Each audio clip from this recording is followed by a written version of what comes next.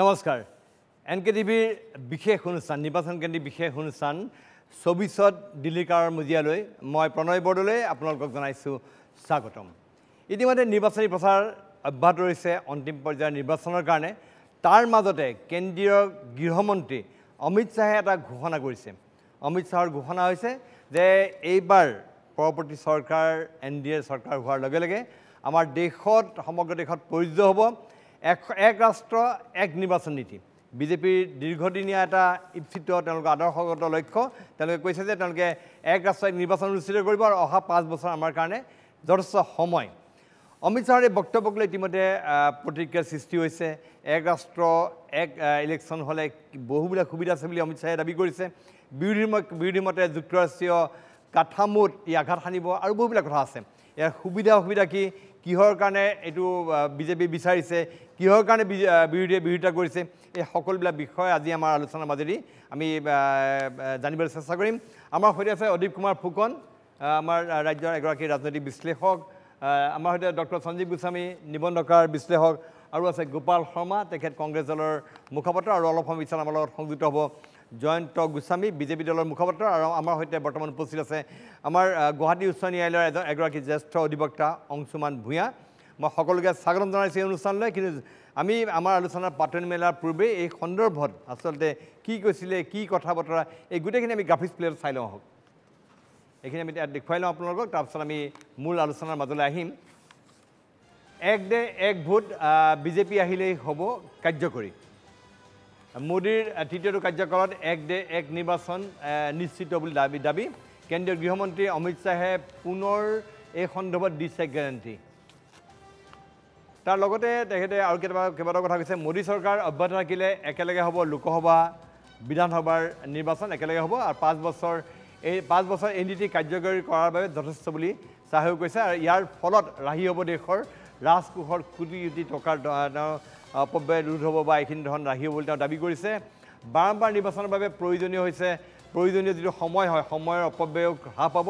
নিৰ্বাচনক লৈ বাৰম্বাৰ প্ৰয়োজনীয় পৰিশ্ৰমো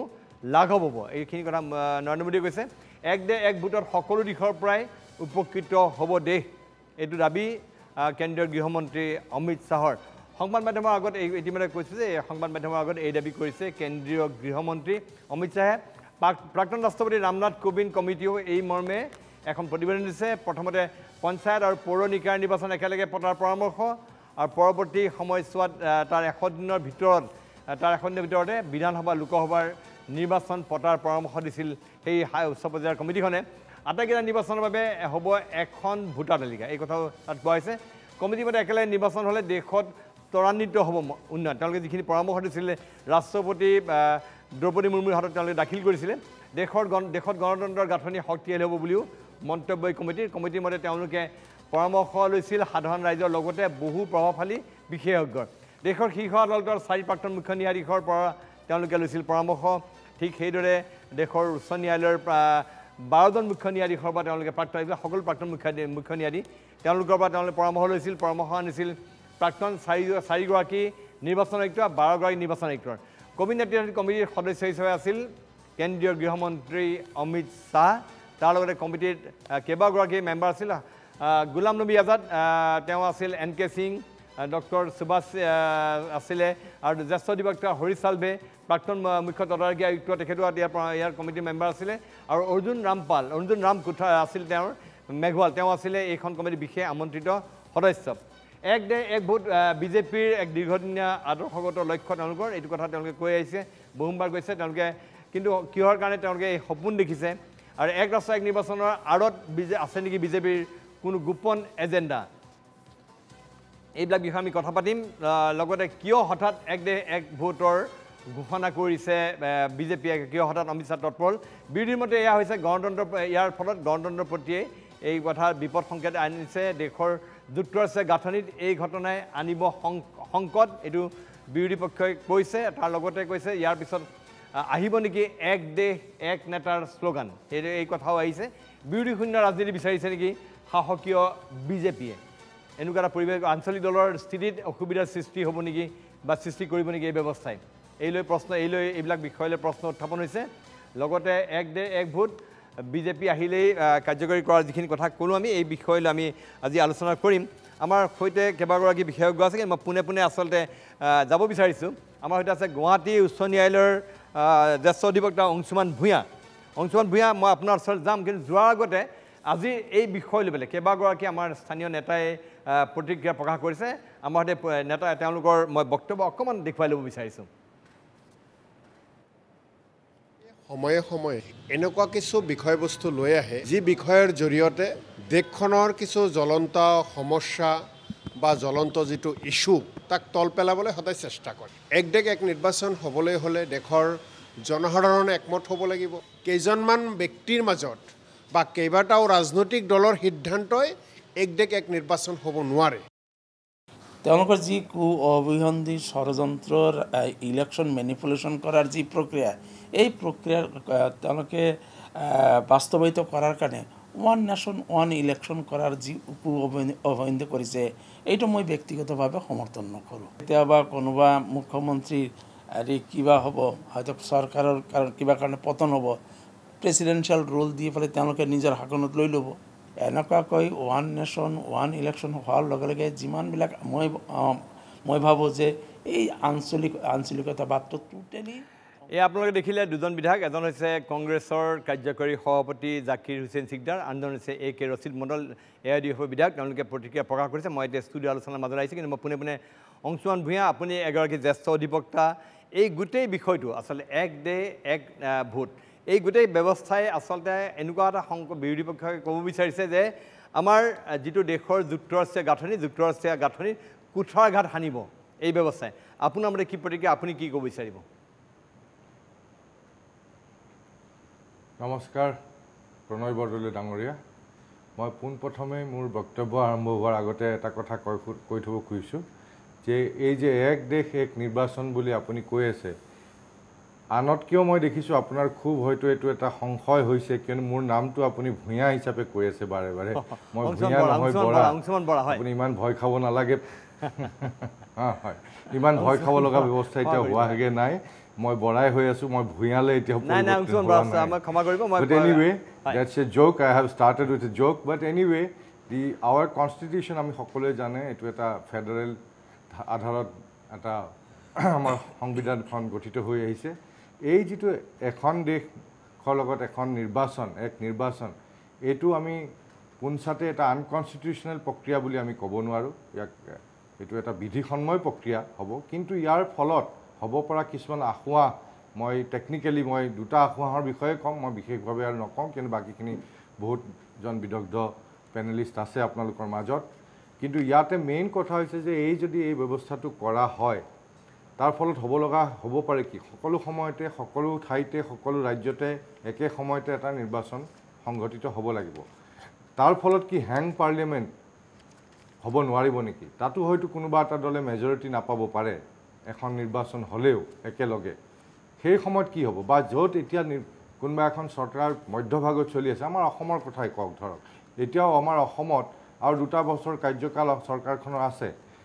এতিয়াই আমি যদি নিৰ্বাচন একে সময়তে পাতিব লগা এটা ব্যৱস্থা হয় তেতিয়া আমাৰ অসমৰ চৰকাৰখনৰ কি হ'ব তেওঁলোকে সকলোৱে ৰিজাইন দিব লাগিব নেকি আৰু তাৰ পিছত কি হ'ব এই সময়খিনিত মাজৰ সময়খিনি যেতিয়ালৈকে ইলেকশ্যন নহয় কোনে চলাব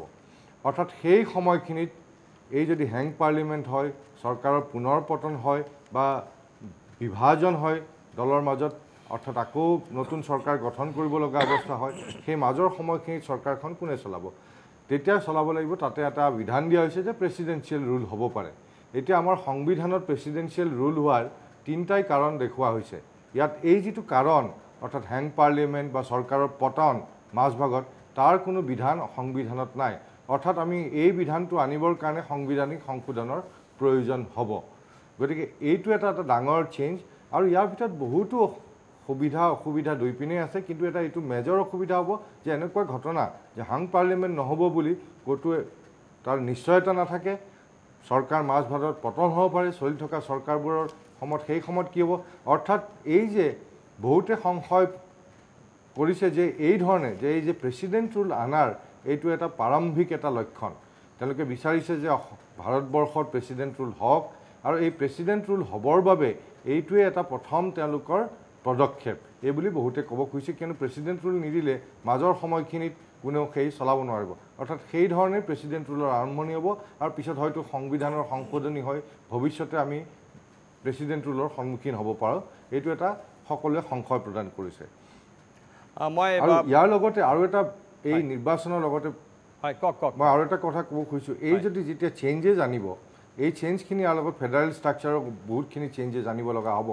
আৰু তাৰ ফলত আমাৰ যিখিনি আমাৰ গোটেই সংবিধান সকলোৱে জানে 3টা ভাগত বিভক্ত হৈছে পাৱাৰখিনি 3টা ভাগত বিভক্ত কৰি দিয়া হৈছে তাৰ যিটো মেইন পাৱাৰ সেইটো এটা ৰাজ্যবিলাকৰ এটা মেইন পাৱাৰ থাকে সেইটো হ'ল পুলিচৰ হাতত পুলিচৰ নিয়ন্ত্ৰণ সেই ভাগটো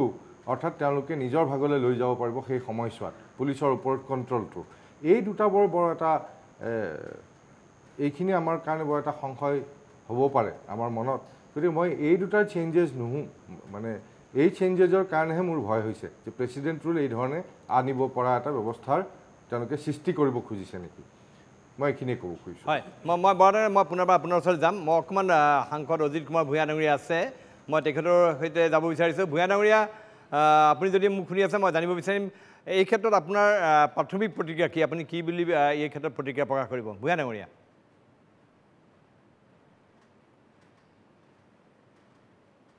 প্ৰথম কথা প্ৰণয় যে এইটো নতুন কথা নহয় তেওঁলোকৰ এই কথাটো তেওঁলোকে আগতেও কৈছে বা এনেকুৱা ধৰণৰ কথা তেওঁলোকে আগতেও কৈছে আৰু ইয়াৰ কাৰণে প্ৰাক্তন ৰাষ্ট্ৰপতিক লৈ কমিটিও গঠন কৰি দিছে তেওঁলোকৰ নিজৰ মানুহৰ নিচিনাকৈ এখন কমিটিও কৰিছে গতিকে তেওঁলোকে এইবোৰ কথা বিভিন্ন সময়ত কৈ আছে তেওঁলোকে আমাৰ মনত আছে নিশ্চয় যে আমাৰ মনত আছে যে তেওঁলোকে one nation one culture one nation one language এই ধৰণৰ বিভিন্ন সময়ত বিভিন্ন কথা কৈ পেলাই সমাজত এটা অস্থিৰতাৰ সৃষ্টি কৰিছে এতিয়া তেওঁলোকে ভাষাকে ৰাষ্ট্ৰীয় ভাষা বুলি জোৰ জবস্তি কৰি হিন্দী জাপি দিব খুজিছিলে কিন্তু দক্ষিণৰ ৰাজ্যবিলাকৰ সবল স্থিতিৰ কাৰণে তেওঁলোকৰ সবল ভূমিকাৰ কাৰণে সেই কামবিলাক সম্ভৱ নহ'ল গতিকে আজি তেওঁলোকৰ এই কথাটো বৰ মই ভাবোঁ যে গণতন্ত্ৰ বিৰোধী কিয় কৈছোঁ মই যে খৰচ কমাব তেওঁ কৈছে এটা ডাঙৰ ইণ্টাৰভিউ ওলাইছে তেওঁৰ আৰু সময়ৰ কথা কৈছে কাম কৰাৰ বাধা হৈ যায় এই কথাবোৰ কৈছে ঠিক আছে এই কথাটো মই বেয়া পোৱা নাই সেই কথাবোৰ যদি কৰিব পাৰে অন্তৰেৰে ভাল কথা কিন্তু তেওঁলোকৰ অন্তৰত এটা আৰু মুখত এটা এইটোৱে পিছে ভয়ংকৰ কথা হৈছে কাৰণ কেলে আজি পৃথিৱীৰ কোনোবা এখন গণতান্ত্ৰিক দেশত 2.5 মাহ এটা ইলেকশ্যন হ'ব পাৰেনে কি যুক্তিত তেওঁলোকে 2.5 মাহ ইলেকশ্যন কৰিছে তে 2.5 মাহত কি প্ৰগতিৰ হোৱা নাই নেকি তোমাৰ প্ৰগতি কি বা চৰকাৰী কাম কাজত কি বাধা অহা নাই নেকি সেইবোৰ এটা প্ৰশ্ন মনলৈ আহি যায় গতিকে তেওঁলোকে এই যে ধৰা ক'লে ইয়াত যদি এটা চোৱা তুমি যে এখন আজি অসমৰ বিধানসভাত কাইলৈ যদি এনেকুৱা এটা পৰিস্থিতি হয় বা যিকোনো এখন ৰাজ্যৰ বিধানসভাত যদি আমি এনেকুৱা এটা অৱস্থা দেখোঁ যে এটা ওলমা বিধানসভা হ'ল তাত চৰকাৰখন কিবা এটা ন' কনফিডেন্সত গুচি গ'ল যিবোৰ হৈ থাকে সদায় আমি দেখি আহিছোঁ তাত তেতিয়াহ'লে কি হ'ব সেই চৰকাৰখন ভাঙি যোৱাৰ পিছত তাত 5 বছৰ 4 বছৰ 3 বছৰ ৰৈ থাকিব লাগিব নেকি নিৰ্বাচনৰ কাৰণে তেতিয়া কি কাম কাজ ক্ষতি নহ'ব নেকি সেইকাৰণে এই কথাবিলাক একেবাৰে মানে সাঁথৰ বুজি নোপোৱা কথা গতিকে এইটো মই ভাবোঁ যে এটা গণ্ডগোলীয়া কথা তেওঁলোকে যেনেকৈ আগতে বহুত প্ৰতিশ্ৰুতি দি পেলাই পিছত এইটো ঝুমলা আছিলে নিৰ্বাচনী ঝুমলা বুলি কৈ দিলে এতিয়া তেওঁ নিৰ্বাচনী ওচৰত বহুত ধৰণৰ কথা কৈছে গ্যাৰাণ্টি ঢেৰ আগৰ গ্যাৰাণ্টিবোৰৰ কথা তেওঁলোকে নকয় এতিয়া পইচা অনাটো চাকৰি দিয়াটো এইবোৰ ঝুমলা বুলি ক'লে অমিত শ্বাহে আজি তেওঁলোকে এইটো সময়ত যিটো কথা কৈছে ইয়াৰ এটা কাৰণ আছে তেওঁলোকৰ অৱস্থা খুব বেয়া এইবাৰ 24ৰ নিৰ্বাচনত তেওঁলোকে যত্ন কৰিছে মানুহক তেওঁলোকৰ সমৰ্থনৰ কাৰণে আৰু তেওঁ কাইলৈ প্ৰয়োজন হ'লে এইটো ঝুমলা বুলি কৈ দিব গতিকে ইয়াৰ এটা বাস্তৱ মই দেখা নাই আৰু তেওঁলোকৰ উদ্দেশ্য তেওঁলোকৰ অন্তৰত একচুৱেলি কাম কৰাৰ কোনো মানে ইচ্ছা তেওঁলোকৰ আছে বুলি মই ভবা নাই হয় ভূঞা ডাঙৰীয়া মই আপোনাৰ পৰা জানিব বিচাৰিছোঁ এই ক্ষেত্ৰত কিবা বিজেপিৰ আছে নেকি কিবা গোপন এজেণ্ডা গোটেই বিষয়টোৰ ক্ষেত্ৰত আপুনি কি বুলি ভাবে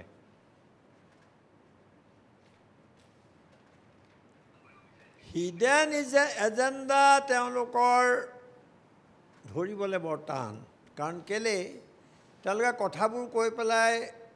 এটা মানুহক জুখিও চায় বহু সময়ত মই যে ক'লোঁ ওৱান নেশ্যন ওৱান কালচাৰ যেতিয়া চাৰিওফালে এখন ডাইভাৰ্চিটি এতিয়া ধৰা ভাৰতবৰ্ষৰ যিটো বৈচিত্ৰ্য ভাৰতবৰ্ষৰ বিভিন্ন জনগোষ্ঠীৰ যিটো বসবাস কৰা এখন দেশ বিভিন্ন সংস্কৃতিৰ যি তাৰ আমি কৈয়ে থাকোঁ বাৰেৰহণীয়া সেই তাৰ মাজত তেওঁলোকে কৈ দিলে মুখেৰে কয় সেইবিলাক সন্মান কৰোঁ বুলি মই কৈছোঁৱেই ইতিমধ্যে বাৰু তাৰপিছত দেখা গ'ল যে তেওঁলোকে এটা হঠাৎ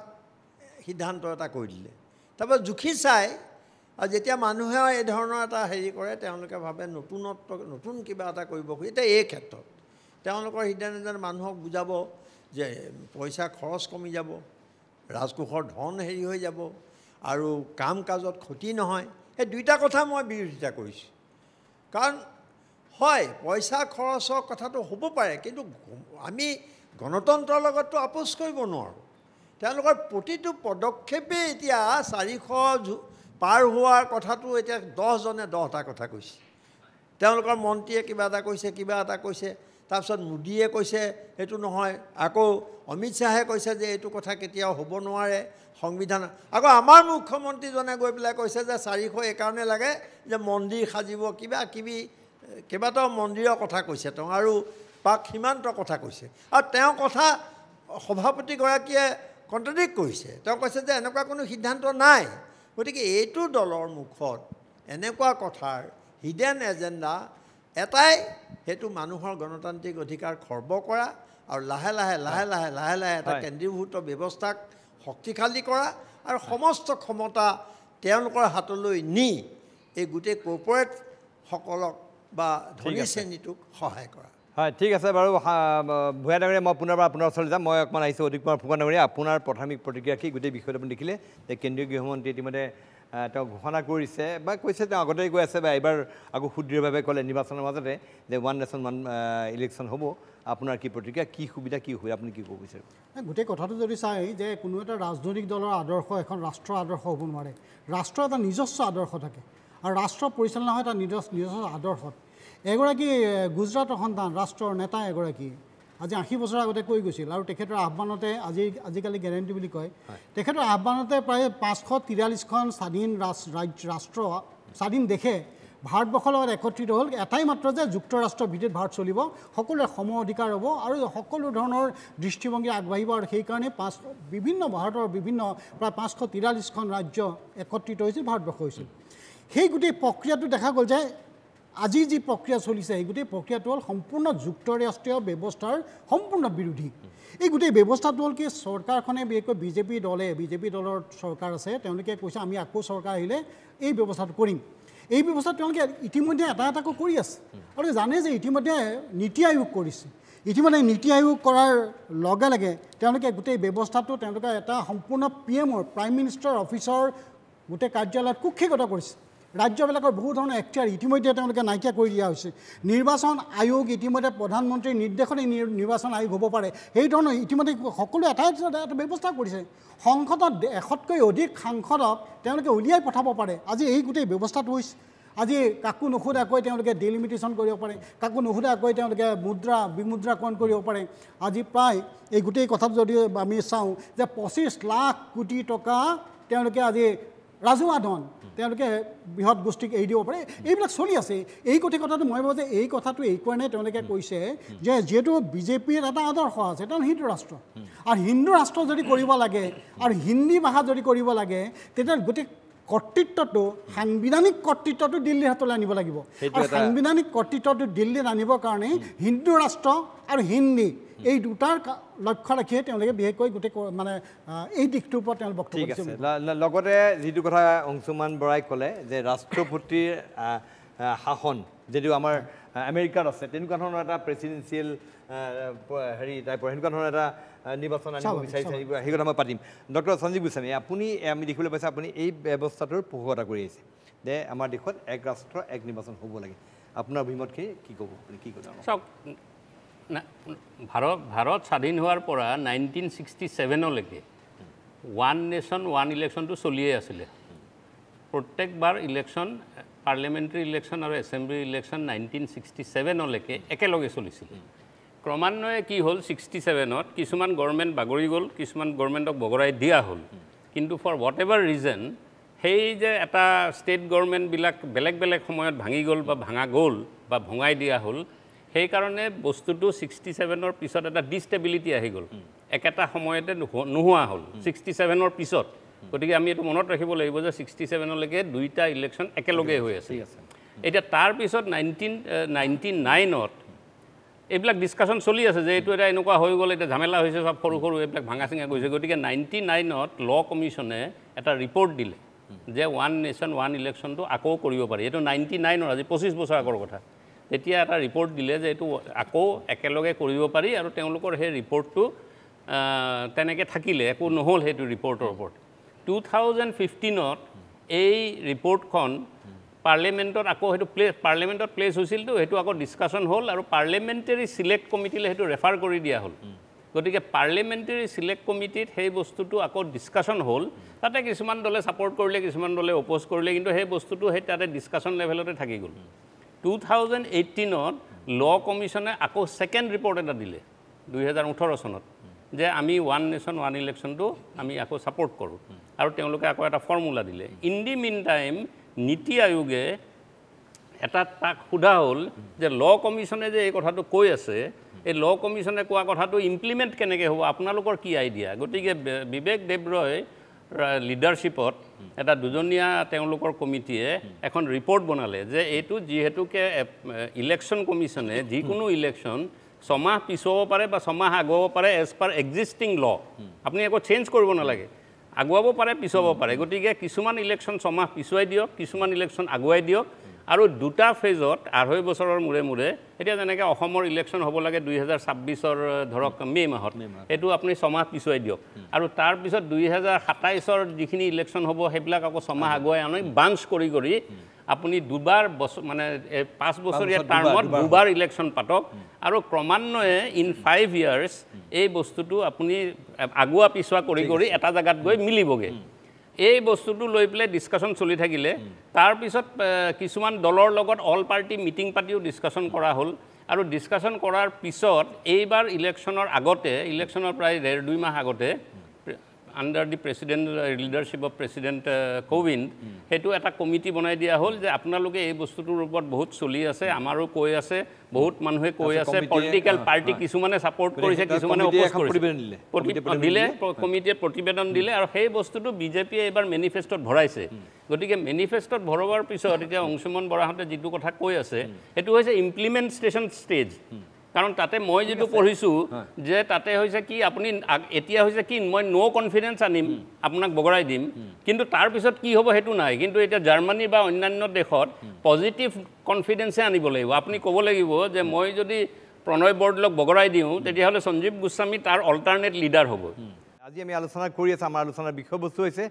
ইতিমধ্যে অমিত শ্বাহ কেন্দ্ৰীয় গৃহমন্ত্ৰী তেখেতে কৈছে যে আমাৰ বিজেপি এবাৰ ক্ষমতালৈ আহিলেই আমাৰ দেশত তেওঁলোকে প্ৰয়োজ্য কৰিব এক দেশ এক নিৰ্বাচন নীতি আৰু এই এক দেশ এক নিৰ্বাচন নীতিয়ে ভৱিষ্যতলৈ আমাক এক দেশ এক নিৰ্বাচন এক দললৈ এনেকুৱালৈ ঠেলি দিব পঠিয়াব পাৰে নেকি এনেকুৱা এটা পৰিস্থিতিৰ উদ্ভৱ হ'ব পাৰে নেকি মই গোপাল সামৰাঙৰি আপুনি আছে কংগ্ৰেছ দলৰ মুখপাত্ৰ আপুনি কি ক'ব এই গোটেই বিষয়টোৰ অমিত শ্বাহৰ বক্তব্য সন্দৰ্ভত আপোনাৰ কি ক'বলগীয়া আছে না মানে ভাবিবলগীয়া কথাটো এইটোৱেই হৈছে যে তেওঁলোকে ইতিমধ্যে ওৱান নেশ্যন ওৱান ইলেকশ্যন ইছ্যুটো তেখেতে লৈছে আৰু আমি দেখিছোঁ 1982-83 পৰা এই কথাটোৱে যদিও এই কথাটো উত্থাপন হৈ আহিছে বিভিন্ন সময়ত কিন্তু ভাৰতীয় জনতা পাৰ্টিয়ে বিশেষভাৱে এই 2014 চনৰ পিছৰ পৰা যিটো এটা এগ্ৰেছিভ মুডত তেওঁলোকে এইটো লৈ যাব বিচাৰিছে সেইটো এটা ডাঙৰ কুৱেশ্যন মাৰ্ক ইয়াত এটা কথা আপুনি চাব এইটো হৈছে এখন পাৰ্লিমেণ্টাৰী ডেমক্ৰেচি ভাৰতবৰ্ষ হৈছে পাৰ্লিমেণ্টাৰী ডেমক্ৰেচি ইয়াত বহুতো আপোনাৰ পলিটিকেল পাৰ্টিজ আছে ইয়াত আপোনাৰ বহুত ষ্টেটছ আছে আৰু ইয়াত আপোনাৰ এখন কোৱাচি ফেডাৰেল ষ্টেট আমাৰ কোৱাচি ফেডাৰেল আপোনাৰ যিটো আমাৰ সংবিধানৰ যিটো ষ্ট্ৰাকচাৰ এইটো কোৱাচি ফেডাৰেল ষ্ট্ৰাকচাৰ গতিকে এই গোটেই কথাবিলাক আহি পেলাই এই যিটো আপোনাৰ ওৱান নেশ্যন ওৱান ইলেকশ্যনৰ কথাটো যিটো কৰা হৈছে এই কথাখিনি প্ৰথম কথা হৈছে কি তেওঁলোকে এইটো জাপি দিয়া বস্তু নহয় এই বস্তুটো কৰিবলৈ যাওঁতে তেওঁলোকে সদায় কয় নেশ্যন ফাৰ্ষ্ট নেশ্যন যদি ফাৰ্ষ্ট হয় তেনেহ'লে তেওঁলোকে সকলোখিনি বিৰোধীক লগত লৈ একেলগে বহি এই কথাখিনি কিয় আগবঢ়াই নিব পৰা নাই আমাৰ কংগ্ৰেছ দলে এইটো আপোনাৰ ৰিজেক্ট কৰিছে আৰু এইটো কংগ্ৰেছ দলে এইটো কৈছে এইটোৱে বৰ্তমানৰ যিটো ৰাজনৈতিক এনভাইৰনমেণ্ট এইটো ডিবেটেবল ইছ্যুৱেই নহয় প্ৰথম কথা হৈছে আপোনালোকৰ মনত শংকা আছে নেকি যে ইয়াৰ দ্বাৰা বিজেপিয়ে ৰাজনৈতিক মুনাফা আদায় কৰিব সংখ্যা আমাৰ এইটোৱে কথা মই এইটোৱে ক'লোঁ যে it is a parliamentary democracy this is not presidential type of democracy তেওঁলোকে যদি প্ৰেচিডেঞ্চিয়েল টাইপ অফ ডেম'ক্ৰেচিত যাব খুজিছে let them place it before the public or before the discuss the matter with the opposition leaders সবকে একেলগে আপোনালোকে কৰক আগবঢ়ক প্ৰথম কথাটো হৈছে এই গোটেই নিৰ্বাচন শেষ হ'বৰ হ'ল এতিয়া আপোনাৰ লাষ্ট ফেজটো আছে আপোনাৰ এই 1 তাৰিখে লাষ্ট ফেজটো আছে ইমান দিন তেওঁলোকে নিৰ্বাচনৰ সময়ত এই ইছ্যুটো কিন্তু তেওঁলোকে নানিলে তেওঁলোকে জানিছে এই নিৰ্বাচনে তেওঁলোকক শাসনলৈ পুনৰবাৰ নানে আৰু সবতকৈ ডাঙৰ তেওঁলোকে শাসনলৈ আহিব পাৰে বা নোৱাৰে কিন্তু তেওঁলোকৰ 1 তাৰিখে এটা বৰ ডাঙৰ নিৰ্বাচন হ'বলগীয়া আছে সেইটো হৈছে বেনাৰছৰ ইলেকশ্যন হৈছে আপোনাৰ পূৰ্বাঞ্চলত আপোনালোকৰ বৰ্তমান আজি বিজেপিৰ যিটো গতি যিটো অৱস্থা তেওঁলোকে সংগীত হৈছে এইটো কোৱা নাই এইটো কথা হোৱা নাই যে তেখেত হাৰিব জিকিব কথাটো অহা নাই কিন্তু আজি যদি আপোনাৰ নৰেন্দ্ৰ মোদী ডাঙৰীয়াৰ বেনাৰছত যদি a chunk of voters যদি তেওঁ হেৰুৱাব লগা হয় that itself is a big question আৰু সম্ভৱত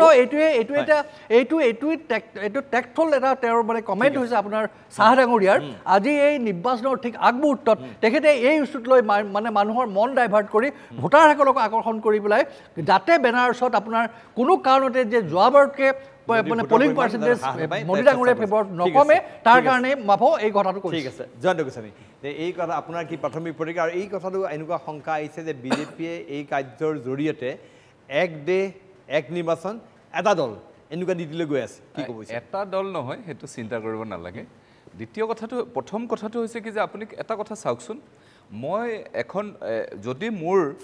এখন ভোটাৰ তালিকাত মোৰ নিৰ্দিষ্ট সিৰিয়েল নাম্বাৰটোতে মোৰ সকলো ইলেকশ্যনৰ কাৰণে নাম্বাৰ হয় তেতিয়া মোৰ কাৰণে সুবিধা নহয় জানো কিন্তু আজিৰ পৰিৱেশত কি হৈছে পাৰ্লিয়ামেণ্টাৰী লোকসভা ইলেকশ্যনৰ কাৰণে মোৰ এটা নাম্বাৰ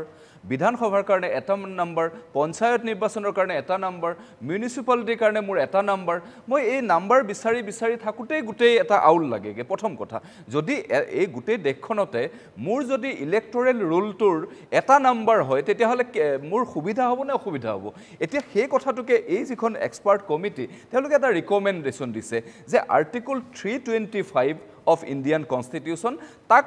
কিছু হলনি কৰি যে ভাৰতবৰ্ষৰ প্ৰতিজন নাগৰিকৰ যেটো ইলেক্টৰেল ৰুল তাত এটা হ'ব লাগে অৰ্থাৎ সকলো ইলেকশ্যনৰ কাৰণে তেওঁৰ যেটো যিখন ভোটাৰ তালিকা তাত তেওঁৰ নাম্বাৰ আৰু তেওঁৰ নামটো নিৰ্দিষ্ট কৰি থাকিব লাগে আৰু হেতু মতে আমাৰ যে ভোটাৰ কাৰ্ড হেতু ইস্যু কৰিব লাগে এতিয়া আমাৰ ভোটাৰ কাৰ্ডখন দেখুৱালে আমাৰ কোনখন তালিকাত আছে কি আছে এটা এটা বিসংগতি আহে বৰ্তমান যে পৰিস্থিতিত দ্বিতীয় কথা আৰু এটা ডাঙৰ কথা হৈছে কি যে এই কথাটোত আমি যেটো ধৰণে ভাবিছো বা আমাৰ সাধাৰণ আপাত দৃষ্টিত দেখা যায় যে এটা কথা কৈছে নেকি যে ওয়ান নেশন ওয়ান ইলেকশ্যন মানে এদিনে ইলেকশ্যন হ'ব আৰু এই ইলেকশ্যনতে লোকসভাও হ'ব বিধানসভাও হ'ব পঞ্চায়তো হ'ব মিউনিচিপালিটি হ'ব এই কথাটো কিন্তু নহয় কথাটো হৈছে এনেকুৱা যে আজিৰ পৰিৱেশ কি আছে যে গোটেই 5টা বছৰ 5 বছৰত প্ৰত্যেকটো দিনে এটা নিৰ্বাচনী বিধিৰ আউটাৰ ভিতৰত আমি থাকিব লগা হয় কিবা নহয় কিবা ভাৰতবৰ্ষৰ নিৰ্বাচন থাকে কৰবাত পাৰ্লিয়ামেণ্টাৰী হওক বা কোনোবা অট'নমাছ কাউন্সিলৰে হওক বা মিউনিচিপালিটি কিবা গোটেই 5টা বছৰ কেৱল মাত্ৰ এটা নিৰ্বাচন কেন্দ্ৰিকে আমি থাকিব লগা হয় তাক যদি সংক্ষিপ্ত কৰি অনা হয় যে অহা 100টা দিনৰ ভিতৰত সকলো ধৰণৰ নিৰ্বাচিত যিবিলাক সকলো ধৰণৰ নিৰ্বাচন সম্পূৰ্ণ হয় লোকসভাৰ পৰা আৰম্ভ কৰি একেবাৰে পঞ্চায়তলৈকে বা অট'নমাছ কাউন্সিললৈকে যদি অহা 100 দিনৰ ভিতৰত সমগ্ৰ ভাৰতবৰ্ষৰ নিৰ্বাচনী প্ৰক্ৰিয়া যদি শেষ হয় এই ধৰণৰ যদি বিধি যদি আনিব পৰা যায় নিশ্চিতভাৱে সকলোৰে কাৰণে ভাল হ'ব আৰু এই যি এক্সপাৰ্ট ৰিকমেণ্ডেশ্যন কমিটি প্ৰাক্তন ৰাষ্ট্ৰপতি ৰামনাথ কোবিন্দ ডাঙৰীয়াৰ নেতৃত্বত এইখন যিখন কমিটিৰ যিকেইটা ৰিকমেণ্ডেশ্যন সেই ৰিকমেণ্ডেশ্যনত এই ধৰণৰ কথা বতৰাবিলাকে কোৱা হৈছে কতো এইটো কথা কোৱা নাই যে কেৱল মাত্ৰ এটা দিনতে নিৰ্বাচন হ'ব সকলোখিনি একেলগে নিৰ্বাচন হ'ব এই ধৰণৰ কথা কোৱা নাই গতিকে এটা কথা মই আপোনাক খালি একেবাৰে স্পষ্ট কৰি দিছো যে ভাৰতীয় জনতা পাৰ্টিৰ এই যেটো কথা এই কথাটো হৈছে জনসাধাৰণৰ মতৰ আধাৰত চিন্তা চৰ্চা কৰা বিষয় আজিৰ নতুন প্ৰজন্মই বিচাৰে সমগ্ৰ দেশখন 5টা বছৰে নিৰ্বাচন কেন্দ্ৰিক হ'ব নালাগে নিৰ্বাচন একে সময়তে হ'ব লাগে সকলোৰে বাবে হ'ব লাগে ঠিক আছে গোস্বামী আপোনাৰ ওচৰলৈ আহিম আৰু এই কথাটো আচলতে এই যে যিটো এক নিৰ্বাচন যিটো কথা কোৱা হৈছে এই আচলতে সৰু সুৰা যিবিলাক আঞ্চলিক শক্তি আঞ্চলিক দল সেইবিলাকক ক'ৰবাত ক্ষতিগ্ৰস্ত কৰি পেলাব নেকি দেশৰ ফেডাৰেল ষ্ট্ৰাকচাৰ যুক্তৰাষ্ট্ৰীয় গাঁথনিত কেনেকুৱা ধৰণৰ প্ৰভাৱ পেলাব এই বিষয়ে আমি আলোচনা কৰিম যে যিটো এক নিৰ্বাচন এই বিষয় প্ৰসংগলৈ আমি আলোচনা কৰি আছোঁ এই গোটেই যদি ব্যৱস্থা আমাৰ দেশত প্ৰযোজ্য হয় আঞ্চলিক দলবিলাকৰ আঞ্চলিক শক্তিবিলাক ক্ষতিগ্ৰস্ত হ'ব পাৰে মই পোনে পোনে যাব বিচাৰিছোঁ অজিত কুমাৰ ভূঞা নগৰীয়া আমাৰ সৈতে আছে সাংসদ মই তেওঁৰ ওচৰলৈ গৈছোঁ ভূঞা নগৰীয়া এই গোটেই বিষয়টো যিটো ঘটনা কোৱা হৈছে যে এক নিৰ্বাচন এই গোটেই ঘটনা প্ৰবাহে আঞ্চলিক শক্তি যিবিলাক আছে সেইবিলাকৰ উত্থান বা সেইবিলাকক কিবা প্ৰকাৰে ক্ষতিগ্ৰস্ত কৰিব পাৰে নেকি আপোনাৰ কি ধাৰণা একদম কৰিব তুমি সঠিকভাৱে কৈছা যে এই যুক্তৰাষ্ট্ৰীয় ব্যৱস্থা আগতেও আমাৰ অসুবিধা আমি মাত মাতি আহিছোঁ এইটোৰ বিৰুদ্ধে আঞ্চলিক দলবোৰ সেইকাৰণে হৈছে এই যুক্তৰাষ্ট্ৰীয় ব্যৱস্থাটোত কেন্দ্ৰৰ যিটো হস্তক্ষেপ আৰু আজিও তেওঁলোকে বিভিন্ন ৰাজ্যত বহু আঞ্চলিক দলক সমৰ্থন আদায় কৰিছে ভয় ভাবুকি দেখুওৱাৰ লগতে তেওঁলোকৰ যিবোৰ প্ৰাপ্য ধন তেওঁলোকে যিটো পাব লাগে সেইবোৰৰ পৰা বঞ্চিত কৰিছে আমি ওচৰৰ চুবুৰীয়া ৰাজ্যকেইখনলৈ চালেও গম পাম কিন্তু শক্তিশালী আঞ্চলিক দলকেইটাই তাৰ মাজত এটা স্থিতি লৈছে তেওঁলোকৰ অৱস্থা অসম গণ পৰিষদৰ দৰে হোৱা নাই সেইকাৰণে মই কৈছোঁ যে আমি এই যুক্তৰাষ্ট্ৰীয় কাঠামোৰ কথা কৈছোঁ কিন্তু এওঁলোক পাৰ্থক্য ক'ত এতিয়া ৰাহুল গান্ধীয়ে কৈছে যে আমাৰ কিছু ভুল হৈ গৈছিল সেইটো কৈছেতো অন্ততঃ গতিকে আমি তেতিয়া কংগ্ৰেছৰ এই অতিকেন্দ্ৰিকতাৰ বিৰুদ্ধে প্ৰতিবাদ কৰিছিলোঁ এতিয়া এইটোৰ লগত আৰু সংযোগ হৈছে উগ্ৰ জাতীয়তাবাদ ধৰ্মীয় উন্মাদনা বিভাজনৰ ৰাজনীতি সাম্প্ৰদায়িক ৰাজনীতি এইবোৰ মিলি পেলাই এটা ফেচিষ্ট ৰূপ ধাৰণ কৰিছে এইটো কথা আমি বিভিন্ন ঠাইত কৈছোঁ আজিও তোমাক কৈছোঁ যে এই ৰাষ্ট্ৰক এই চৰকাৰক যদি সকলোৱে সন্মিলিতভাৱে যুঁজি আঁতৰ কৰিব নোৱাৰে তেতিয়াহ'লে এনেকুৱা কথাৰে এনেকুৱা আইনেৰে এনেকুৱা সিদ্ধান্তৰে তেওঁলোকে যুক্তৰাষ্ট্ৰীয় ব্যৱস্থাটো সম্পূৰ্ণ নিজৰ হাতলৈ ক্ষমতা ভূঞা নগৰী মই পুনৰবাৰ আপোনাৰ ওচৰলৈ যাম মই অধিক কুমাৰ ভূঞা নগৰী আপোনাৰ ওচৰলৈ আহিছোঁ বিজেপিৰ এই যিটো নীতি বা এই যিটো নীতি তেওঁলোকে ল'ব বিচাৰিছে এক দেশ এক নিৰ্বাচন এই গোটেই প্ৰসংগ আচলতে আমাৰ আঞ্চলিক শক্তিসমূহক ক্ষতিগ্ৰস্ত কৰিব পাৰে আপোনাৰ কি ধাৰণা কি গোটেই কথাটো যদি লক্ষ্য কৰে প্ৰথম কথা হ'ল কি কাৰণে কৰিবলগীয়া হ'ল আজি ৭৫ বছৰ স্বাধীনতাৰ পিছত কি কাৰণে এখন দেশ বা নিৰ্বাচন অকল একেলগে হ'ব বুলি ক'বলগীয়া হ'ল গোটেই কাৰণ থাকিব লাগিব যুক্তি ৰাখিব লাগিব কিন্তু ইমপ্লিমেণ্ট কাৰ্যকৰীকৰণ এইটো এটা বেলেগ বিষয় এইটো মই আলোচনা নকৰোঁ কিন্তু এটাই কথা চাওক আজি ৰাজ্যত যদি এখন ইলেকশ্যন হয় বা আজি যে আমি ৭টা পৰ্যায়ৰ নিৰ্বাচন কৰিবলগীয়া হ'ল কিয় কাৰণ বিভিন্ন ক্ষেত্ৰত সহযোগ লাগে প্ৰশাসনৰ সহযোগ লাগে আৰক্ষীৰ সহযোগ লাগে সমগ্ৰ ভাৰতবৰ্ষত একেদিনাই যদি এই ২৮খন ৰাজ্য ৮খন কেন্দ্ৰীয় শাসিত ৰাজ্য একেলগে প্লাছ ৰাষ্ট্ৰৰ নিৰ্বাচন একেলগে যদি কৰিবলগীয়া হয় এই গোটেই বিষয়টো কিমান যুক্তিসংগত এইটো প্ৰেক্টিকেল হয় নে নহয় বা এই কথাবিলাক আছে বিভিন্ন দিশ আছে মই সেইটোলৈ নাযাওঁ কিন্তু এই গোটেই ব্যৱস্থাটো এটাই কথা যে বিজেপিৰ এই ধৰণৰ বক্তব্যই এইটো স্পষ্ট কৰে যে এটা অতিকেন্দ্ৰিক ৰাষ্ট্ৰ ব্যৱস্থালৈ ভাৰতবৰ্ষখন গতি কৰিব বিচাৰিছে আৰু অতিকেন্দ্ৰিক ব্যৱস্থাৰ কাৰণেই আগত কেন্দ্ৰীভূত শাসন চলি আহিছিলে এতিয়া অতিকেন্দ্ৰিক ব্যৱস্থালৈ গ'ল গতিকে এইকাৰণে আজি আঞ্চলিক ৰাজনৈতিক দলবিলাকৰ জন্ম হ'ল আঞ্চলিক ৰাজনৈতিক দলবিলাকক ৰাইজে সমৰ্থন কৰিবলগীয়া হ'ল আৰু ৰাইজে সমৰ্থন কৰাৰ কাৰণে আজি ১৩খন ৰাজ্যত আঞ্চলিক ৰাজনৈতিক চৰকাৰ আজি কংগ্ৰেছৰ মাত্ৰ ২খন ৰাজ্যত ৰাষ্ট্ৰীয় দল বিজেপিৰ ৰাষ্ট্ৰীয় দল তেওঁলোকে যদিও ১৫খন ৰাজ্যত আছে ১৩খন ৰাজ্যতে তেওঁলোকৰ মুখ্যমন্ত্ৰী আৰু আমি বিধায়কৰ ক্ষেত্ৰতে যদি চাই ভাৰতবৰ্ষত ৪,১২৭জন বিধায়ক বিজেপিৰ বিধায়ক ১,৪৯১ কংগ্ৰেছৰ ৬৫৫জন কিন্তু আঞ্চলিক ৰাজনৈতিক দলবিলাকৰ বিধায়ক হ'ল ১,৯৮১জন গতিকে স্বাভাৱিকভাৱে গোটেই আঞ্চলিক শক্তিটো কি কাৰণে হ'ল যে কেন্দ্ৰীভূত শোষণৰ কাৰণে প্ৰতিবাদতে আঞ্চলিক ৰাজনীতি হ'ল আৰু এই কাৰণেই আজি বিজেপিয়ে এই ধৰণৰ এটা প্ৰক্ৰিয়ালৈ লৈ গৈছে যাতে এই যিটো এটাৰ পিছত ৰাজ্যবিলাকত আঞ্চলিক ৰাজনৈতিক দখল আৰম্ভ হৈছে এইটোক যদি বাধা দিব লাগে তেতিয়া গোটেই ব্যৱস্থাটো প্ৰশাসনিক ব্যৱস্থাটো দিল্লীৰ হাতত আনিব লাগিব আৰু দিল্লীৰ হাতত আনিবলৈ এইটোৱে এটা পদক্ষেপ যদি আমি একেলগে নিৰ্বাচন কৰোঁ সকলো ৰাজ্যবিলাকৰ ওপৰত নিজৰ কৰ্তৃত্ব চলোৱাৰ এটা প্ৰথম পৰ্যায় আহিব আৰু যিটো মই স্বাভাৱিকভাৱে যিটো মই কৈছোঁ বল্লভভাই পেটেলে যিটো আৰম্ভ কৰিছিলে সকলো এটা যুক্তৰাষ্ট্ৰীয় ব্যৱস্থাত ৫৪৩খন ৰাষ্ট্ৰক ৰাজ্যক সেই সময়ত স্বাধীন ৰাজ্য একত্ৰিত কৰিছিল আজি একেই গুজৰাটৰ দুগৰাকী সন্তানে এই গোটেই কথাটো ভাঙি যুক্তৰাষ্ট্ৰীয় ব্যৱস্থাটো ভাঙি সম্পূৰ্ণ এককেন্দ্ৰিক ৰাষ্ট্ৰ ব্যৱস্থা এক ধৰ্ম এক ৰাষ্ট্ৰ এক ভাষাৰ এই ধৰণৰ এই ধৰণৰ ধাৰণা ইতিমধ্যে কৰিলে মানুহে বাধ্য হৈছে কাৰণ তেওঁলোকে ইটোৰ পিছত ইটো নীতি আয়োগ গঠন কৰিলে তেওঁলোকে দেখিলে GST প্ৰৱৰ্তন কৰিলে ষ্টেটৰ ৰাজ্যবিলাকৰ এখতিয়াৰ খৰ্ব কৰা হ'ল এই প্ৰতিটো পদক্ষেপ তেওঁলোকে দেখি কাৰণে এটা সন্দেহজনক স্থিতিলৈ আহিছে যে এই গোটেই ব্যৱস্থাটো এটা অন্য এটা ঠিক আছে আপুনি এটা কথা কৈছে যে অতিকেন্দ্ৰিক দৃষ্টিভংগী বা অতিকেন্দ্ৰিক নীতিৰ ফালে লৈ যাব মই ডক্টৰ গোস্বামী আপোনাৰ ওচৰত আহিছে যে এই যিটো কথা কৈছে ফুকন ডাঙৰীয়াই যে অতিকেন্দ্ৰিক এটা ক্ষমতা কেন্দ্ৰ তেওঁলোকে কৰিব বিচাৰিছে বা বিজেপিয়ে চিন্তা চৰ্চা কৰিছে তাৰ ফলত আঞ্চলিক শক্তিবিলাকৰ উত্থান তেওঁলোকৰ বিকাশত অসুবিধা হ'ব পাৰে কিন্তু যদিও এতিয়া আমাৰ দেশত চৌপাশে দেখিবলৈ পাইছে আঞ্চলিক শক্তিৰ উত্থান ঘটিছে আপুনি কি ভাবে আঞ্চলিক শক্তি ঘটিছে মই ছুটি ছুটিকৈ তিনিটা কথা কওঁ প্ৰথমটো হৈছে যে এই ডিছকাশ্যনটোত যিটো আমাৰ জয়ন্ত গোস্বামীয়ে ক'লে কমন ভোটাৰ লিষ্ট এইটো কিন্তু গোটেই নেশ্যনেল কমন ভোটাৰ লিষ্ট ষ্টেটৰ কাৰণে নহয় গতিকে অসমৰ কাৰণে যিবিলাকে অপ'জ কৰি আছে সেইবিলাকে জনা উচিত যে আমাৰ ইয়াতে বিদেশী সমস্যাটো এটা ডাঙৰ সমস্যা আজি এটা বিদেশী বেংগলত সোমাব পাৰে বেংগলত সোমাই বেংগলৰ ভোটাৰ লিষ্টত নাম সোমাব পাৰে আৰু বেংগলৰ পৰা সব ডকুমেণ্ট লৈ পেলাই অসমত যেতিয়া আহিব আমাৰ ইয়াত DCয়ে দিবলৈ বাউণ্ড কাৰণ তেওঁতো ভাৰতীয় নাগৰিক তেওঁ ইয়াতে ভোটাৰ লিষ্টত আছে কিন্তু যেতিয়া one nation one voter list হ'ব তেওঁ তামিলনাডুত যদি নাম কাটা গ'ল সি আৰু আহি অসমৰ আৰু সেই গৰৈমাৰীত গৈ নাম সোমোৱাব নোৱাৰে কাৰণ তাতে তামিলনাডুৰ কাৰণ এখন ভোটাৰ লিষ্ট এতিয়াতো তাতে কোনো হেৰি নাই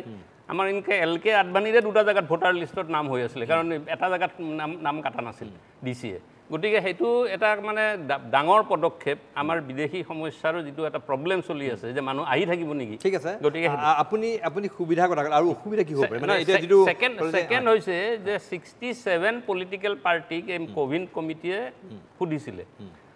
আমাৰ ভাৰতত 5টাহে নেশ্যনেল পলিটিকেল পাৰ্টি আছে এই 67 পলিটিকেল পাৰ্টিৰ ভিতৰত 32 এ ছাপোৰ্ট কৰিছে 15 অপ'জ কৰিছে আৰু 15 ৰেছপন্ড কৰা নাই এই 32 যে ছাপোৰ্ট কৰিছে এই 32ৰ ভিতৰত 5টাহে নেশ্যনেল হেৰি পলিটিকেল পাৰ্টি তাৰে কংগ্ৰেছেতো অপ'জে কৰিছে এই ছাপোৰ্ট কৰা মোৰ তাত লিষ্ট আছে আপোনাৰ সময় নহ'ব নহ'লে মই গাই দিব পাৰোঁ চব তাতে বহুত ৰিজনেল পাৰ্টিও ছাপোৰ্ট কৰিছে বহুত ৰিজনেল পাৰ্টিয়ে ছাপোৰ্ট কৰিছে আৰু বহুত ৰিজনেল পাৰ্টিয়ে ৰিপ্লাই দিয়া নাই তাৰমানে তেওঁলোকে অপ'জো কৰা নাই কিন্তু অপ'জ কৰা পাৰ্টি মাত্ৰ 15টা out of 67 only 15 parties have opposed তাতে নেশ্যনেল পাৰ্টিও আম আদমি পাৰ্টি আছে নেশ্যনেল পাৰ্টি হিচাপে আৰু কংগ্ৰেছ আছে কংগ্ৰেছে কিন্তু এই কথাটো পাহৰি গৈছে যে 67লৈকে কিন্তু কংগ্ৰেছ শাসনতে ওৱান নেশ্যন ওৱান ইলেকশ্যন চলি আছে তেতিয়া এটা কথা থাকিব পাৰে আপোনাৰ 67ৰ সময়ত আমাৰ যিটো ভোটাৰ সংখ্যা তাৰ তুলনাত আজি 3 গুণ 4 গুণ বৃদ্ধি হৈ গ'ল সেই তেতিয়াৰ যি নিৰ্বাচন আছিল তাতকৈ আজি বহুত বেছি কাৰণে এবাৰে কৰিব লাগে এতিয়া আপুনি ধৰক এইটো ইলেকশ্যন শেষ হ'ল আপুনিও এতিয়া ইলেকশ্যন লৈ চলাই আছে আমাকো মাতি আছে সবকে মাতি আছে কাম চলাই আছে এতিয়া দুদিন পিছত আকৌ আপোনাৰ হাৰিয়ানা আৰম্ভ হ'ব আপুনি আকৌ মাতিব আকৌ মোদীয়ে কেম্পেইন কৰিব ভোট দ কৈ থাকিব আকৌ আপুনি মাতি থাকিব আপুনিও চলাই থাকিব তাৰপিছত আকৌ দিল্লী ইলেকশ্যন আৰম্ভ হ'ব আকৌ দিল্লীত ষ্টাৰ্ট হ'ব এইটো এটা কি কণ্টিনিউৱাছ চলিয়ে থাকিব নেকি এইটোতো হ'ব নোৱাৰে নহয় এখন দেশত মানুহৰ কাম কৰিব লাগিব এইটো মোৰ মতে এবাৰতে হ'ব লাগে এবাৰতে আপুনি এতিয়া যিটো অদীপ কুমাৰ ফুকনে শংকা প্ৰকাশ কৰিছে আমাৰ অজিত ভূঞা ডাঙৰীয়াই শংকা প্ৰকাশ কৰিছে আঞ্চলিক শক্তিক ক্ষতিগ্ৰস্ত আপুনি আঞ্চলিক দলবিলাকেতো ছাপোৰ্ট কৰি আছে এতিয়া অজিত ভূঞাই ছাপোৰ্ট কৰা নকৰালৈ মোৰ মতে ইম্পৰ্টেণ্ট নহয় সেইবিলাক পলিটিকেল পাৰ্টিক ইনভাইট কৰিছে যাৰ মানে ষ্টেটত গভৰ্ণমেণ্টত আছে বা MP MLA আছে সেই চবকে ইনভাইট কৰিছে আৰু বাকী যিমান মানুহ আছে ইনক্লুডিং মই আৰু আমাৰ ফুকন ডাঙৰীয়া সবকে পাব্লিক নোটিছ দিছিলে ময়ো ৰিপ্লাই দিছিলোঁ মই যেতিয়া কৈছিলোঁ কি যে এই যে ছমাহৰ কথাটো মই ক'লোঁ যে ছমাহ আগুৱাব পাৰে ছমাহ পিছুৱাব পাৰে এইটো এবছৰ আগুৱাব পাৰে এবছৰ পিছুৱাব পাৰে কৰি দিয়ক অনলি মানে হেৰি ৰিপ্ৰেজেণ্টেশ্যন অফ পিপল এক্টখন চেঞ্জ কৰি যিটো অমিত শ্বাহ ডাঙৰীয়াই কৈছে অহা 5 বছৰৰ ভিতৰতে তেওঁলোকে নীতি প্ৰযোজ্য কৰিবলৈ সেইটো এতিয়া এইটো অমিত শ্বাহে আজি কোৱা নাই এই কথাটো মই ক'লোৱেই 99ৰ পৰা বিজেপিয়ে চলাই আছে আজি 25 বছৰ হ'ল আৰু তাৰ মাজতে মই ক'লোৱেই যে ল কমিশ্যনে 2টা ৰিপৰ্ট নীতি আয়োগে এটা ৰিপৰ্ট আৰু পাৰ্লিমেণ্টাৰী চিলেক্ট কমিটি এটা ৰিপৰ্ট তাৰমানে পাৰ্লিমেণ্টতো এবাৰ গৈছিলে গতিকে 4বাৰ সব ডিছকাশ্যন হৈছে অল পাৰ্টি ডিছকাশ্যন হৈছে পাৰ্লিমেণ্ট চিলেক্ট কমিটি যোৱাৰ আগতে ডিছকাশ্যন হয়েই গতিকে 5বাৰ ডিছকাশ্যন হৈছে এই ডিছকাশ্যনৰ পিছত এইবাৰ মেনিফেষ্টত ভৰাই দিছে গতিকে before the start of election যেতিয়া বিজেপিয়ে মেনিফেষ্টো ৰিলিজ কৰিছে তাতে এইটো এটা প্ৰাইমেৰী বস্তু এতিয়া মানুহবিলাকে ভাবি আছে যে অমিত শ্বাহে যোৱাকালি ক'লে কাৰণে এইটো হঠাতে কৈছে নহয় এইটো আগৰ পৰাই চলি আছে আৰু মেনিফেষ্টত ভৰোৱা আছে আৰু অমিত শ্বাহে সেইকাৰণে কৈছে যে যিহেতুকে আমাৰ মেনিফেষ্টত আছে আমি এইটো কৰিমেই ঠিক আছে মই এবাৰ পোনে পোনে গৈছোঁ আমাৰ সৈতে আছে অজিত কুমাৰ ভূঞা ডাঙৰীয়া মই আপোনাৰ পৰা জানিব বিচাৰিছোঁ এই গোটেই ব্যৱস্থাটো আচলতে এক দেশ এক নিৰ্বাচন যিটো কথা বিজেপি কৈ আছে এই কথাটোৱে এক দেশ এক নিৰ্বাচন লগতে এক দল সেইফালে আমি গৈ আছোঁ নেকি কি ক'ব সেইটোৱেই মূল উদ্দেশ্য সেইটোৱেই সঠিক কথাটো মই একমত যে ওৱান নেশ্যন সেইটোৱে তেওঁলোকে লৈ গৈ আছে বিভিন্ন সময়ত one nation one culture one nation one language এই ধৰণে কথাবোৰ কৈ আছে কাইলৈ আমাৰ সংসদত ক'ব সাংসদসকলে এইটো ড্ৰেছ কৰিব লাগিব স্কুলৰ ইউনিফৰ্মৰ দৰে এওঁলোকৰ একো ঠিক নাই এওঁলোকে মানে নিৰ্বাচনৰ কাৰণে ক্ষমতাৰ কাৰণে সকলো বিসৰ্জন দিবলৈ সাজু এতিয়া one nation one vote one পাৰ্টিলৈ লৈ যোৱা এটা সঠিকভাৱে তুমি একদম উত্থাপন কৰিছা মোৰ শব্দটো অহা নাছিলে মনলৈ যে এইটো পথেৰে তেওঁলোক অগ্ৰসৰ হৈছে আৰু এটা ফেচিজিম মই যিটো অলপ আগতে কৈ গ'লোঁ যে ফেচিবাদক মানে একেবাৰে সম্পূৰ্ণ আৰু বেছি কাৰণ মোদীয়ে নৰেন্দ্ৰ মোদীয়ে মোৰ সময় কথাটো কম আছে আপোনাৰ হয় হয় গোপাল শৰ্মা মই প্ৰথমতে তেখেতসকলে কি কাৰণত এই যে ওৱান নেশ্যন ওৱান ইলেকশ্যনৰ কথাটো কৈছে প্ৰথম কথা যে কৈছে ইটছ কষ্টলি কিন্তু তেওঁলোকৰ নীতি আয়োগে কৈছে আজিৰ যিটো ছিষ্টেম সেই ছিষ্টেমত পাৰ person is ₹20 per person is 20 টকা মানে আজিৰ যিটো নিৰ্বাচন কষ্ট আৰু তেওঁলোকে যদি এই ওৱান নেশ্যন ওৱান ইলেকশ্যনলৈ গুচি যায় পাৰ কষ্ট উইল বি ₹15 চ' আপুনি এইটোৱে তেওঁলোকে ক'ব খুজিছে নেকি টকা 5টা ছেভ কৰিবৰ কাৰণে তেওঁলোকে এইটো কৰিব গৈছে তেখেতসকলে কৈছে যে ডেভেলপমেণ্ট কামত মানে বাৰে বাৰে ৰুকাৱট উন্নয়নৰ কাম You just tell me when there is an election in West Bengal, তামিলনাডুত আপোনাৰ ডেভেলপমেণ্ট কাম কৰাত অসুবিধা কি হ'ল কি হৈছে আৰু এটা কথা নহয় আমি কেলে পাহৰি গৈছোঁ every 5 years we are having Lok Sabha election আমিতো every 2 years we are not having Lok Sabha election every 5 years we are having only problem আমাৰ আছে with the assembly election okay এইবাৰতো আমাৰ এছেম্বলি ইলেকশ্যন কেইখনমানৰ হৈছে আৰু এই কথাবিলাক খবৰ আহিব আপুনি চাব যে আমাৰ ষ্টেট কেইখন 28খন ষ্টেট তাৰে 6খন ষ্টেটত আপোনাৰ বিধান পৰিষদো আছে আৰু বাকীখনত আপোনাৰ 22খনত নাই আমেৰিকাত কেইখন ষ্টেট আছে 50খন ষ্টেট আমেৰিকাত ইলেকশ্যন হয় এদিনত আৰু আমাৰ এই 5 বছৰত যিটো এবাৰ ইলেকশ্যন হয় 2 মাহ পাৰ হৈ যাব লাগে আপুনি এটা চাব যিটো ইলেকশ্যন কমিশ্যনে ভোটাৰ আপোনাৰ যিটো ডাটা দিব নোৱাৰে আজি কিছুদিনৰ আগতহে গোটেই টোটেল ডাটা দিব পাৰিছে আৰু যিটো election commission which is responsible for holding the election entire election including voter list এই ইলেকশ্যনটো আৰ দে এফিচিয়েণ্ট এনাফ আৰু is it not under control of the government যদি সেইটোৱে হয় তেনেহ'লে আপোনাৰ ফ্ৰী ফেয়াৰ ইলেকশ্যনৰ কথাটো আছে ভোটাৰ আইডেণ্টি কাৰ্ডৰ কথাটো বেলেগ ভোটাৰ আইডেণ্টি কাৰ্ড এখন voter identity card all over the country That's good idea. But হেতুৰ কাৰণে যে one election and one election এখন কাৰ্ডলে বাকী সব ইলেকশ্যন ভোট দিব পৰা ব্যৱস্থা হ'ব পাৰে নাই সেইটো হ'ব পাৰে এখন কাৰ্ডত আপোনাৰ গোটেইটো হ'ব পাৰে it's that way you at least মানে কিছুমান আপুনি এই বেলেগে ডুপ্লিকেচি যিটো সেইটো আপুনি প্ৰিভেণ্ট কৰিব পাৰে ঠিক আছে জানে কৈছে কি কওঁ প্ৰথম কথাটো হৈছে কি যে article 325 of Indian constitution specifically যদি তাক যদি কিছু এমেণ্ড কৰা যায় যে এখন দেশত এখনেই ভোটাৰ তালিকা সেইটো সকলোৰে কাৰণে সুবিধা হ'ব সেই ভোটাৰ তালিকাৰ বিপৰীতে এখনেই পৰিচয় পত্ৰ সেইটো সকলোৰে কাৰণে সুবিধা হ'ব একে সময়তে যিটো কথা কোৱা হৈছে যে এখন দেশৰ এটাই নিৰ্বাচন মূল কথাটোৰ যদি আপুনি যিখন এক্সপাৰ্ট কমিটি ডক্টৰ কবিন ডাঙৰীয়াৰ নেতৃত্বত যিখন এক্সপাৰ্ট কমিটি তাৰ ৰিপৰ্ট যদি চাই তেতিয়াহ'লে দেখিব তাত তেনেকুৱা কথা নাই কোৱা তাত কৈছে যে অহা 100 দিনৰ ভিতৰত সকলো লোকসভা আৰু ইনক্লুডিং ৰাজ্যসভা প্ৰথমতে পঞ্চায়ত আৰু সেইবিলাক পৌৰ নিকায় তাৰ 100 দিনৰ ভিতৰত বিধানসভা লোকসভা নিৰ্বাচন এই কথাটো ঠিক তাৰ গোটেই প্ৰচেছটো এনেকুৱাকৈ কৈছে যে লোকসভা ছেপাৰেট কৰিব পাৰে অল বিধানসভা মানে গোটেই ৰাষ্ট্ৰৰ যিমান কেইখন ৰাজ্য আছে এটাইখন বিধানসভাৰ একেলগে কৰিব পাৰে সেই কথাটো কোৱা মোৰ সময় কম গতিকে আপুনি এই প্ৰশ্নটো উত্তৰ দিলক হয় নাই সেইটোৱে মই গৈ আছোঁ আপোনাক যে এই একদম সাইণ্টিফিকেল এটা তেওঁলোকে সাজেশ্যন দিছে যে 100 দিনৰ ভিতৰত কেউটা স্তৰ তিনিতৰপীয়া আমাৰ যে শাসন ব্যৱস্থা আছে এই তিনিতৰপীয়া শাসন ব্যৱস্থা 100 দিনৰ ভিতৰত সম্পূৰ্ণ কৰিব লাগে এতিয়া কথাটো হৈছে এইটো যে যিটো কথা আপুনি কৈছে যে ইয়াতে আঞ্চলিক দলসমূহৰ কিবা প্ৰভাৱ পৰিব নেকি যিটো উদাহৰণ ভাৰতবৰ্ষ এনেকুৱা এখন দেশ যিখন দেশত জনসাধাৰণ অত্যন্ত পলিটিক্যালি মেচিউৰ্ড এই কাৰণে মেচিউৰ্ড আপুনি যদি চাই উৰিষ্যাৰ যোৱা তিনিটা নিৰ্বাচনৰ তিনিটা বিধানসভা আৰু লোকসভা একেলগে হৈছে তাত যদি চোৱা যায় লোকসভাত ভাৰতীয় জনতা পাৰ্টিক যেটো সমষ্টিত ভোট দিছে হে একেজন ভোটাৰে সেই সমষ্টিত বিধানসভাৰ কাৰণে বিজু জনতা দলক দিছে গতিকে এইখন ৰাষ্ট্ৰৰ জনসাধাৰণ নে ৭৫টা বছৰ তেওঁলোকৰ স্বাধীনতাৰ সম্পূৰ্ণ কৰিছে আপুনি এইটো কথা কি উত্তৰ দিয়ে না মোৰ হাতত সময় এই কথা যে যেটো কথা সন্দেহ পৰা গৈছে বিৰোধী যে ৰাষ্ট্ৰপতিৰ আৰ্হিত এখন চৰকাৰ হ'বলৈ আমি গৈ আছো বা এক দল এটা দল এনেকুৱা ধৰণৰ হেৰি এইটো সমালোচনা হৈ আছে আপোনালোকৰ কি এই কথাটো আপোনালোকৰ আকলন সেইটো ভাৰতীয় জনতা পাৰ্টিয়ে কেতিয়াও কোৱা নাই এতিয়া মূল কথাটো হৈছে এইটো যে এটা যিহেতুকে দেশখন সঠিকভাৱে আগবাঢ়িবলৈ হ'লে সঠিক সিদ্ধান্ত আৰু শক্তিশালী সিদ্ধান্ত ল'বলৈ যিটো কথা যদি চোৱা যায় ৰাষ্ট্ৰৰ যিসকল সংবিধান নিৰ্মাতা তেওঁলোকে স্পষ্ট কৰিছিলে যে দেশখনত এবাৰেই নিৰ্বাচন হ'ব লাগে এই কথাটো স্পষ্ট কৰিছিলে আৰু সেই ধৰণে তিনিটা নিৰ্বাচন একেলগে হৈছিলে বিধানসভা লোকসভাৰ তিনিওটা নিৰ্বাচন স্বাধীনতাৰ পাছত একেলগে হৈছিলে গতিকে আপুনি যিটো আকলন কৰিছে বা আপুনি যিটো আশংকা কৰিছে যে এটা দলে হ'ব নেকি এইখন ভাৰতবৰ্ষ বৈচিত্ৰ্যৰ মাজত এটা ঐক্যৰ ভাৰতবৰ্ষ এই বৈচিত্ৰ্যৰ মাজত ঐক্যৰ ভাৰতবৰ্ষখনক শক্তিশালী কৰিবৰ কাৰণে ভাৰতীয় জনতা পাৰ্টিয়ে কাম কাজ কৰে ভাৰতীয় জনতা পাৰ্টিয়ে গণতন্ত্ৰক বিশ্বাস কৰে আৰু এই কাৰণে বিৰোধী শক্তিশালী বিৰোধী হোৱাটো ভাৰতীয় জনতা পাৰ্টিয়ে বিচাৰে আৰু এই কাৰণে নিশ্চিতভাৱে এইখন দেশৰ যে সংবিধান প্ৰণেতাসকলে